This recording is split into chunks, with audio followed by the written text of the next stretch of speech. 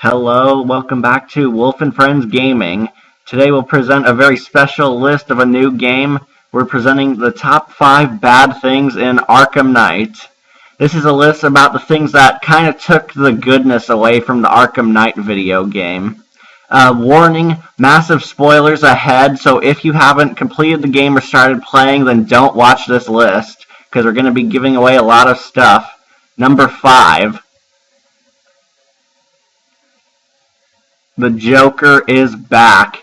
You thought you had won? You thought all was well? Well, kiss his clown ass. He's escaped from hell. That's right, the Joker is back in another Arkham game once again. As if 3 games where he was the main villain wasn't enough, he appears as the main villain again, only this time he's a villain in Batman's psychological mind. Once Batman is infected by Scarecrow's fear gas, he sees the Joker as a hallucination throughout the game. Though it's implied that this Joker might be a ghost, you can leave that up to interpretation if you want. But the point is, he's back. The fandom is kind of divided on this. While some do see it as a good thing, a lot of people see it as a bad thing because we're sick of seeing the Joker again. And I'm a die-hard Joker fan myself, but even I got tired of this guy after Arkham Origins came out. Which is saying a lot because he was so good in Arkham Origins. But on the plus side, Mark Hamill is back behind the voice too. That's one of the benefits of having him back, but considering that his character wasn't needed in the story at all to make it interesting, considering that Scarecrow stepped up as a villain, it kind of makes you angry that he came back. Number 4.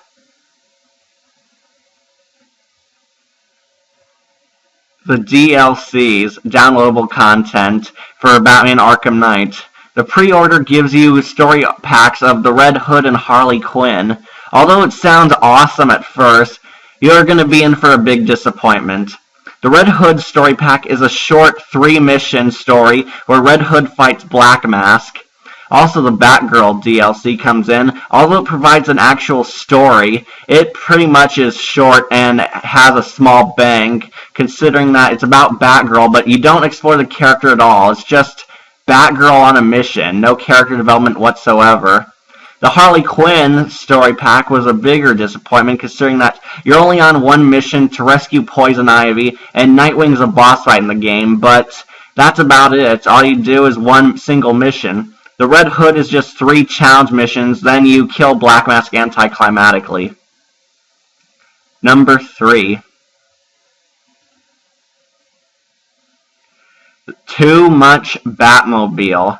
Yes, this kind of pissed players off a lot, considering that even though it's cool to have the Batmobile in the game, the controls were very hard, and they added a lot of challenges for the Batmobile, and considering that you've never played it before and this is the first time, it pissed a lot of players off, being so hard and complicated. It's hard to drive, of course, even in an open world game, and of course there's the combat. I won't lie to you, a lot of the boss fights are vehicle boss fights, which means you have to play it as the Batmobile and take down enemy vehicles, helicopters, drones, tanks, and of course a giant driller driven by the titular Arkham Knight. It's very upsetting seeing that you went from playing the free-range Batman to driving his car, which is much harder to control and not as easy to handle. Number 2. The boss fights. Well, actually, the lack of boss fights. Considering that Arkham Origins actually gave you a lot of awesome boss fights, this game doesn't give you any boss fights at all. The only real boss fight in the game is the Riddler. And considering that this has so many of Batman's famous villains making appearances again, it's kind of upsetting seeing that a lot of them are taken down so anticlimactically. Most of them are taken down in cutscenes, or you simply have to press a button to finish off the villain. And none of them give you any challenge, and considering Firefly and Deathstroke were huge boss fights in Arkham Origins, you're going to be in for a real disappointment seeing that they returned and are taken down very simply by Batman.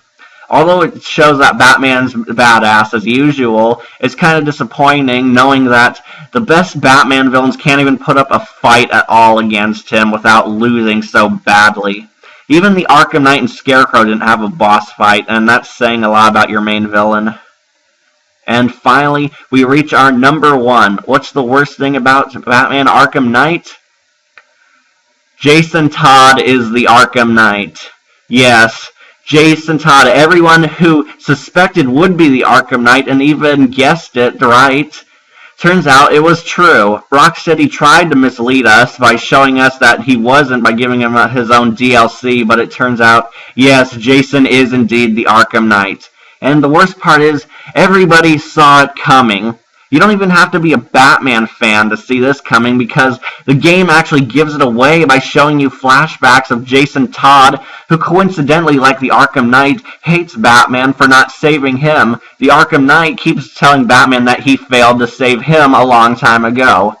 Yeah, good job hiding that from us.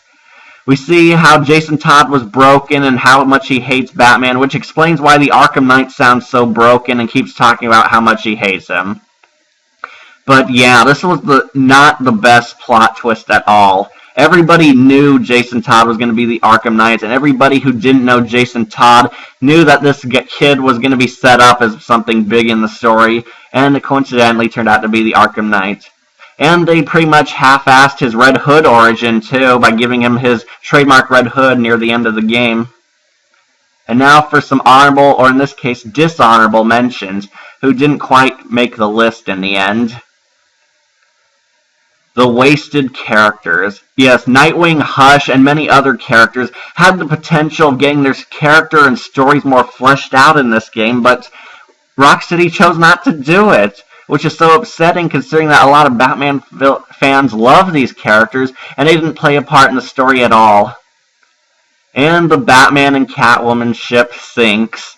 Yes, after 3 whole games of Batman and Catwoman loving each other, it's anticlimactically destroyed when Batman abruptly breaks up with her. Yes, this is very tragic for all the Batman fans, but their ship is destroyed in the end with no good explanation. So we thank you for watching. We hope you like, comment, and subscribe, and tune in next time when I do the good things about Arkham Knight. Is it a bad game? No, not at all. But does it have its flaws? Yes. But so does every other game. Thank you for watching Wolf and Friends Gaming. We'll see you later.